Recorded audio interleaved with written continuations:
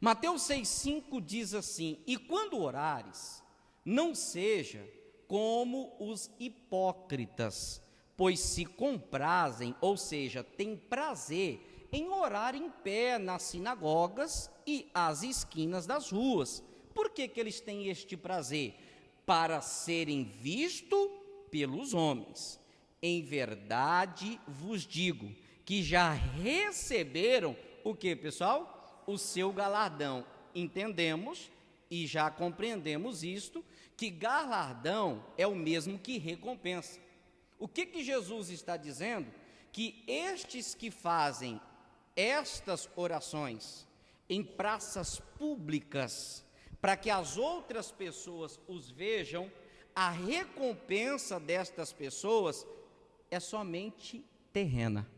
Não tem recompensa eterna. E o porquê Jesus fala a respeito disso? Porque talvez você já deve estar se perguntando: então eu não posso orar na praça? Eu não posso então fazer um evento público, numa praça como essa, pregar e orar? É isto que Jesus está abominando? Não. Deixa eu ler novamente e aí eu vou explicar para você. E quando orares, não seja como os hipócritas. Hipócritas são ator, atriz, que finge ser uma coisa, quando na verdade é outra. Irmãos, e o que tem de pessoas assim não é brincadeira. Não lá fora, eu estou falando de pessoas dentro da igreja. Até porque, preste atenção no que eu vou falar para você. É muito fácil vir aqui e pregar qualquer mensagem que está na Bíblia. Eu estudei antes para pregar a vocês. Qualquer um de vocês é capaz de fazer isso. O que é difícil é viver o que se prega. E aí onde entra os hipócritas, os atores, as atrizes, infelizmente, que estão misturadas no meio da igreja, no meio do povo de Deus. Que dentro da igreja é fácil você descrever e identificar quem é crente, porque está todo mundo sentado, comportado, com a Bíblia na mão, a grande maioria com a Bíblia na mão. Todo mundo aqui parece que tem asas nas costas, a aurélia na cabeça, não é verdade? E parecemos um anjo. Só que o difícil é quando saímos desta porta para fora, onde só Deus sabe o que está aqui dentro do meu coração e só Deus sabe o que está na minha mente. E melhor, e além disso, não melhor, mas além disso, lá na sua casa, será que as pessoas podem comprovar que você é de Deus como você está aqui hoje nessa noite? Será que a tua esposa vai olhar para você e vai sentir confiança em você, até mesmo em pedir oração? Será que o teu marido vai dizer: nossa, a minha esposa é uma mulher de fé, a minha esposa é uma mulher crente, porque olha, a minha esposa não gosta de fofoca, a minha esposa não gosta de confusão, a minha esposa é uma bênção aqui dentro de casa, não teria esposa melhor do que essa, casei com a esposa certa. Mas em alguns casos, não é assim que ouvimos. Em alguns casos, não é assim que se deparamos. Pastor, o senhor não sabe quem é ele. O senhor vê ele na igreja, pastor, mas eu queria que o senhor viesse aqui um dia em casa, mas chegasse de surpresa, pastor. O senhor ia ver o Satanás em pessoa. Que isso, irmã? Pastor, mas isso não acontece. Diga para o irmão que está do seu lado: não é você não, viu? Fique tranquilo. Este é o problema. Por quê? Porque Jesus está falando, ó, e vamos dar continuidade à mensagem. E quando orares, não seja como os hipócritas, pois se comprazem em orar em pé nas sinagogas e nas esquinas das ruas, para serem vistos pelos homens. Em verdade vos digo que já receberam o quê? O que eles já receberam? O seu galardão. Irmãos, entenda, como eu já disse, deixa eu reforçar para você, para ficar bem explicado. Jesus não está condenando aqui de forma alguma a oração feita em público. O que Jesus está condenando aqui é a oração que é feita para chamar a atenção de outras pessoas. Eu não sei se você já se deparou com alguém assim. Aqui em Arenápolis não acontece isso não.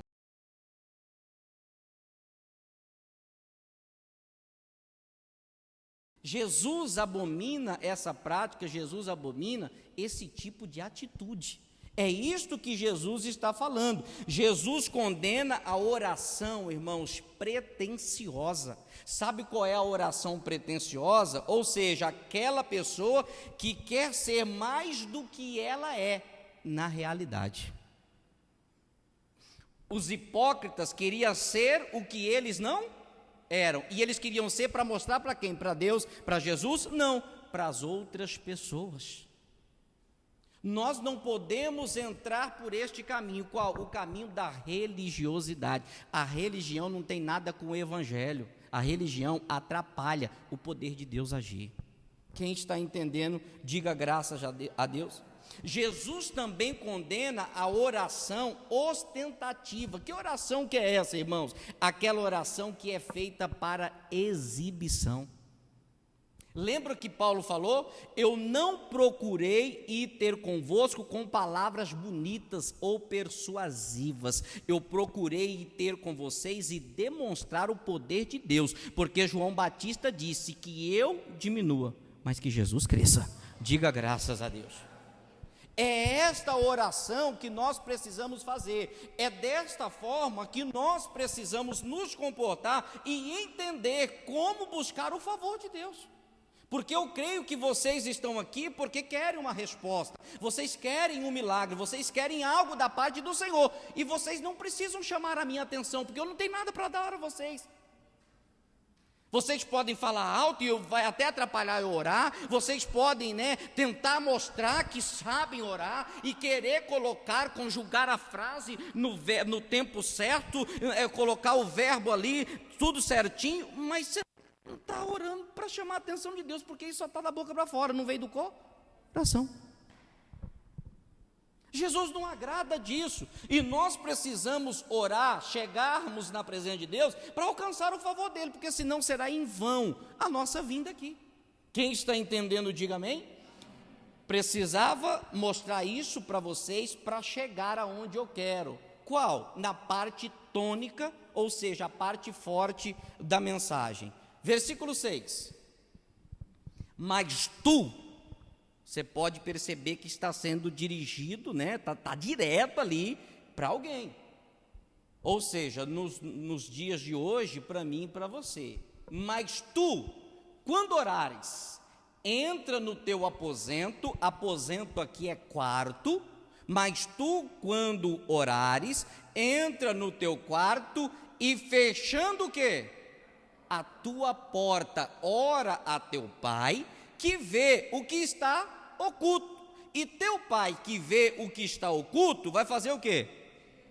Então, a oração que alcança o favor de Deus, não é aquela para procurar a própria exibição, não é aquela para buscar a vanglória, a glória para si, até porque isto Deus abomina, mas aquela que nós fazemos, irmãos, lá do nosso interior, aquela que está lá no oculto, que vem de dentro para fora, é esta que agrada a Deus, porque Ele vai ver que a oração é sincera, e Ele vendo, Ele quem? O próprio Deus vendo, vai abençoar, ou seja, atender o que você está pedindo a Ele. Quem entendeu, diga graças a Deus.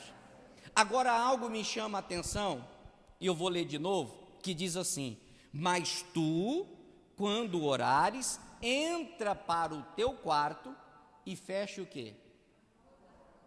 E fecha a porta. Irmãos, isso não é de forma física, mas de uma forma espiritual. Nós poderíamos citar aqui diversas portas que precisamos fechar, para que a nossa oração seja levada a Deus, atendida por Deus, para que Ele nos recompense. Uma das portas, o próprio Deus falou, o próprio Jesus disse no Evangelho de João, capítulo 9, versículo 31, dizendo: Deus, ou seja, o meu Pai, não ouve orações de pecadores. Uma das portas que nós precisamos fechar para que Deus ouça e atende as nossas orações é o pecado.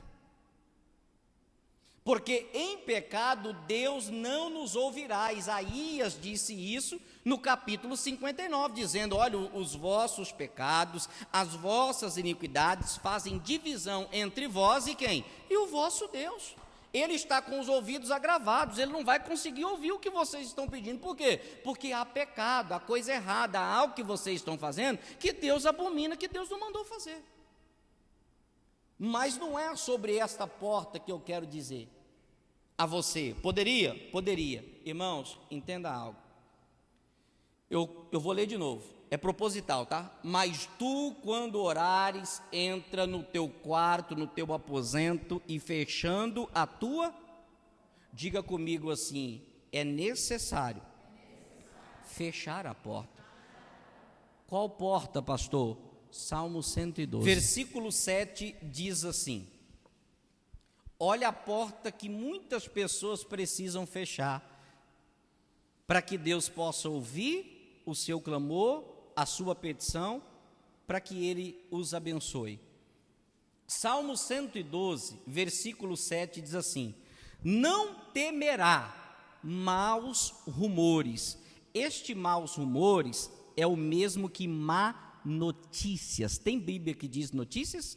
Más notícias aí? Tem alguma? Uma ali, duas, aí ó. Então o que Deus está dizendo é assim, ó: não temerás más rumores, más notícias, antes o seu coração esteja firme, confiando em quem?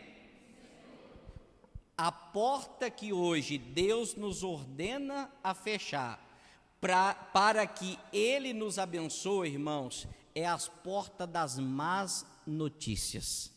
E o que não falta são mensageiros de Satanás para nos falar algo que nos desanime, que nos chateie e que nos faça muitas vezes até desistir ou largar de algo. Você quer que eu vou mais além? Essa semana aconteceu com você. Um mensageiro de Satanás chegou para você e trouxe uma má notícia, um mau rumor, algo ruim. Sabe aquelas frases ou aquelas notícias negativas que nós não gostaríamos de ouvir? Deixa eu trazer para os nossos dias um exemplo que vai fazer você compreender melhor. Às vezes você foi ao médico essa semana e você se deparou com um diagnóstico que você não gostaria de ouvir o que o médico falou. Aquilo é o quê? Aquilo é uma má notícia. Aquilo é algo que você não gostaria de ouvir, mas, o médico falou acerca de exames que foi feito, algo que você precisa mudar, algo que você precisa melhorar, às vezes a alimentação que você precisa mudar para que a gordura um pouquinho que está alterada, a glicose que deu alterada possa diminuir. Amém, Jesus? Uma má notícia. Assim como, não que eu estou dizendo que o médico é um mensageiro do diabo, mas estou dizendo para você entender que aconteceu isso com você. Alguém usado por Satanás veio até você essa semana e falou algo para você, trouxe uma má notícia, trouxe um mau rumores, e quer que eu vou além? Você ficou mal com aquilo que você ouviu. Quem está entendendo, diga amém. Segundo livro dos Reis, capítulo 6. Eu não vou ler toda a história, nós até temos tempo, mas eu não vou ler toda a história. O capítulo 6 todo, preste atenção, aqui por favor, fala sobre o profeta Eliseu. Havia uma escola de profetas, Eliseu era o mestre, era ele que ensinava aqueles alunos acerca da obra de Deus, e a escola cresceu de tal forma que os profetas chegaram, que os alunos ali do profeta Eliseu chegaram a ele e disseram: olha, o lugar que nós estamos é estreito demais, vamos alargar as nossas tendas, vamos arrumar um lugar maior. E aí eles foram procurar madeiras para construir, um local onde pudesse ser agregados mais alunos. Depois a Bíblia diz que eles pegaram um machado, emprestado, e aí quando cortaram a madeira, o machado caiu lá no rio. Vocês devem conhecer essa história. Eliseu vai lá, pega o ferro, faz o ferro flutuar, faz o milagre acontecer. E grandes coisas começam a acontecer no capítulo de número 6. Estou contando aqui por cima porque eu creio que todos já conheçam a história. Mais à frente, a Bíblia diz que a Síria trava uma guerra contra Israel. E essa guerra, irmãos, foi grande demais. Batalha mesmo. Naquela época, o Antigo Testamento era, como vocês sabem, olho por olho e dente por dente. Morria muita gente. A Bíblia diz que o Eliseu estava com o seu servo ali na casa onde eles residiam, e o exército dos inimigos cercaram toda a casa. Quando o seu servo se levanta, ele olha e vê os grandes inimigos de Israel, que estavam em volta do lugar onde eles residiam. E ele vai até Eliseu preocupado, falando do que ele viu. Aquilo era o quê? Aquilo era uma má notícia. Você está cercado pelos seus inimigos. Você está cercado por aqueles que querem ver o seu mal. Olha só, irmãos. Imagine se você não tem lugar para correr. Se você for para cá, eles vão te pegar. Se você for para cá, eles também vão te pegar. Se você ficar parado, eles vão te matar. Não tem jeito, eles estavam o quê? Cercados. E sabe o que eu percebo nessa história? Porque este servo de Eliseu já tinha visto Eliseu fazer um milagre com o poder de Deus. O ferro, o machado tinha flutuado. Eliseu já tinha feito diversos milagres. E o servo já tinha presenciado. Só que diante daquela situação, ele achou que Eliseu não podia fazer mais nada. Na verdade, ele não só coloca Eliseu em descrédito, como ele coloca o próprio Deus, a quem Eliseu servia. Quem está entendendo, diga amém. Eliseu então vem, faz uma oração. Qual é a oração? Deus, faz o meu servo enxergar, abre os olhos dele, Pai, para que ele possa ver o que eu estou vendo. E ele chega para o servo e diz assim: olha, não se preocupe, porque quem está conosco é maior do que o que estão com ele. Diga graças a Deus. Esta é a fé do homem de Deus. Esta precisa ser também a nossa fé. E aí, quando depois da oração, os olhos do servo se abrem de forma espiritual, é claro, porque ele não era cego, e ele começa a ver carros e cavaleiros de fogo por detrás dos seus inimigos. E ali Deus deu um grande livramento. O rei ficou furioso porque eles perderam a batalha. E assim é o inimigo. Eles desistiram? Não. O inimigo foi e travou uma nova batalha. Qual foi a nova batalha? Houve uma fome em Israel, irmãos, como nunca houve outrora. A fome foi tão grande que existiam, pelo menos ali na história, duas mães. E uma chegaram para a outra e disseram assim: ó, o nosso alimento acabou, não tem mais comida, nós iremos morrer de fome. Como é o nome do seu filho, um deles? Miguel. Então vou falar aqui para Andressa que ela é mãe. Como é o nome dele? Um deles? Vitor. Você chega e conversa com a dona Creuza e fala assim: ó, não tem mais comida, acabou, nós vamos matar o Vitor, nós vamos comer ele e depois mata a Letícia. Combinaram entre si, é o que está na Bíblia. Está tudo no capítulo 6. Aí matou o Vitor, comeu. Chegou na hora dela matar a Letícia, ela falou: estou fora. Já estou satisfeito, minha barriga está cheia, agora vai dar para esperar mais um tempo. Eu que não vou mesmo matar a Letícia. Olha, Letícia, dou uma moralzinha para você. Eu que não vou matar a Letícia. E isso está na sua Bíblia, no capítulo 6. Irmãos, e o que aconteceu?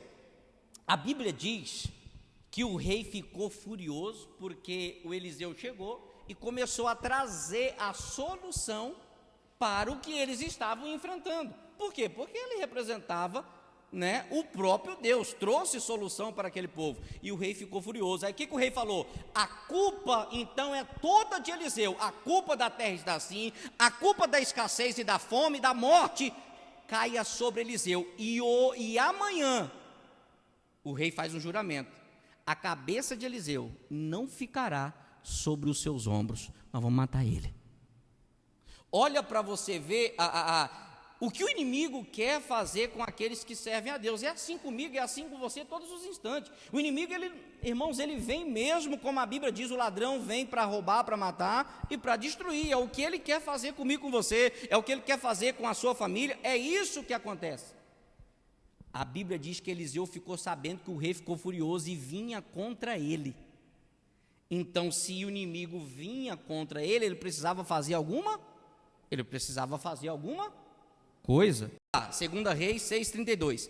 Estava então Eliseu assentado em sua casa, e também os anciãos, esses anciãos aqui eram as pessoas mais experientes, né? E estavam assentados com ele. E enviou o rei um homem de diante de si. Mas antes que o mensageiro viesse a ele, disse ele aos anciãos: viste como o filho do homicida mandou tirar minha cabeça? Você ficou sabendo, rapaz? O meu inimigo, ele quer a minha cabeça. Olhai quando o mensageiro vier. Presta atenção, quando o mensageiro vier para me matar, Eliseu está falando, quando o mensageiro vier para me matar, você vai saber quem é ele. Aí você vai fazer o seguinte, olhai quando vier o mensageiro e fazei o quê? E fechai-lhe a porta. Se ele tentar mais bruscamente abrir, não só feche, como também fique escorado, e empurrai-o a porta. Por quê? Porque se você empurrar, ele vai para onde? Para fora. Olha só a orientação do homem de Deus. Porventura não vem o ruído dos pés de seu senhor após ele? O mensageiro está trazendo a má notícia que iria matar Eliseu, e depois do mensageiro, o que viria para decapitar estaria logo atrás. Então, quando ele chegar, fecha a porta, ele vai tentar abrir, você fica na porta forçando para empurrar ele para fora, mas não deixa ele entrar. Pastor, onde o senhor quer chegar? Irmãos, preste atenção no que eu vou falar para você. A Bíblia diz, em Provérbios 27:12, coloca só na tela aqui, não precisa abrir.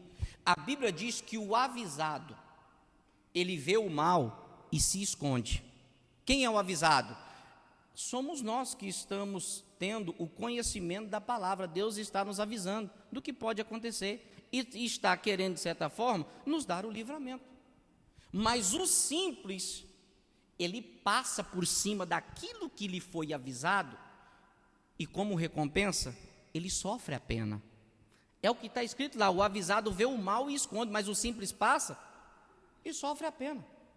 O que o senhor está querendo falar? Quantas vezes nós já fomos avisados acerca de algo, de que Deus queria nos livrar, nos inibir de sofrer, de passar por determinadas decepções, mas porque fomos teimosos, desobedientes e até mesmo rebeldes para com o Senhor e com a sua palavra, estamos pagando um alto preço.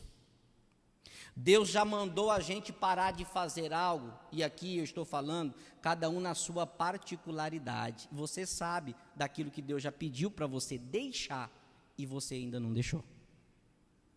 Em outras palavras, o que Deus está falando, fecha a porta, e se o inimigo insistir, empurre, e se ele insistir, mete o pé, mas não deixa ele entrar. Quem está entendendo, diga graças a Deus.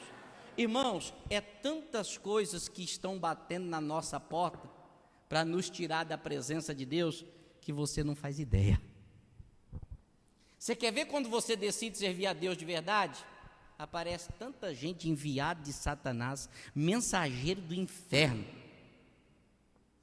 para pagar uma bebida para você quando você decide parar de beber, para oferecer um cigarro quando você decide parar de fumar, para chamar você para as festas, para o baile quando você decide parar de servir ao mundo para servir a Deus. O que não falta são mensageiros do diabo, e eles estão aonde? Na nossa porta. Agora, você sabe o que me chama a atenção? Assim como o mensageiro estava na porta, Apocalipse 3:20 também fala que Jesus está onde? Na porta. Agora, para quem você está abrindo a porta? Para quem? Às vezes nós estamos abrindo a porta para o mensageiro de Satanás, que a única coisa que ele quer é nos degolar, arrancar a nossa cabeça.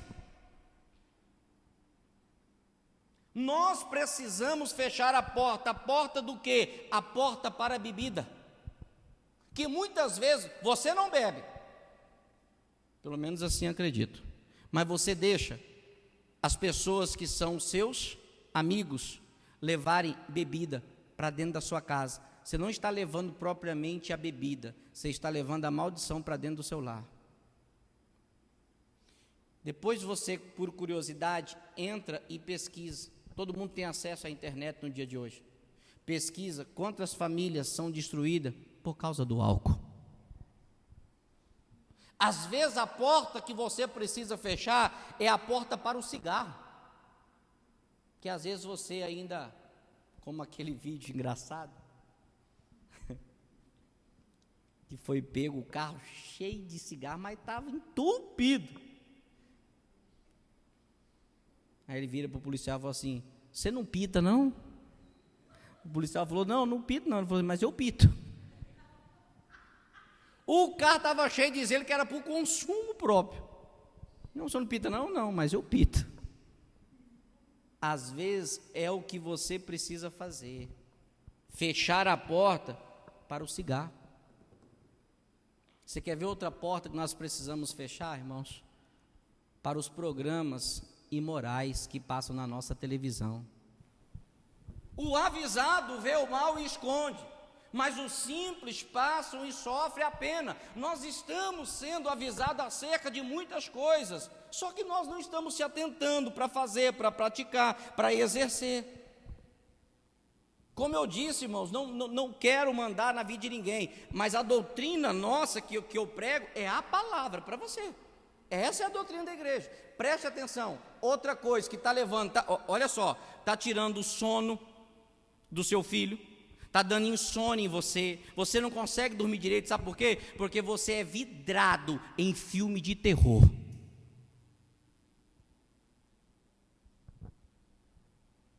Você é vidrado em filme de terror. E aí você tem insônia, você não dorme direito, seus filhos têm pesadelo e você não sabe o porquê. O filme de terror que você assiste. É isso que está acontecendo. E a porta se encontra aberta. E o que é preciso fazer? Fechar. Amém, Jesus? O que é que nós precisamos fazer? Fechar essa porta. Eliseu falou: quando o mensageiro vier, feche a porta. Ele vai tentar entrar, empurre mais forte a porta, porque daí ele vai para o lado de fora, vai ficar do lado de fora. Irmãos, não deixe o que é abominável entrar dentro da sua casa, não. Não deixe o que Deus condena entrar dentro da sua casa, tomar conta de você, da sua família, dos seus filhos, do seu casamento. Não permita isso acontecer. O que é abominável pela palavra, ali é o seu limite para com Deus. Não avance, porque se você avançar o sinal vermelho, você vai ter problemas seríssimos com Deus. Amém, Jesus?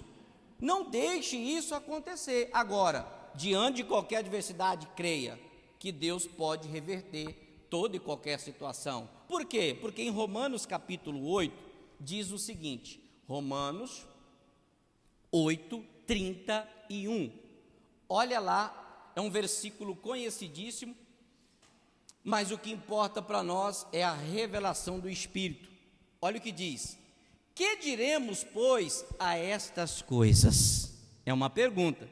Que diremos, pois, a estas coisas? Esqueça a tua Bíblia, por favor. O que o escritor está falando? O que diremos, pois, acerca, diante dessas coisas? Quais coisas? O que nós estamos enfrentando, as adversidades, os problemas que nós estamos vivendo. E o que é que nós precisamos dizer? Paulo disse, em 2 Coríntios 5:8, se eu não estou enganado, equivocado, a Bíblia diz que o cristão não anda por vista, ele anda pela fé.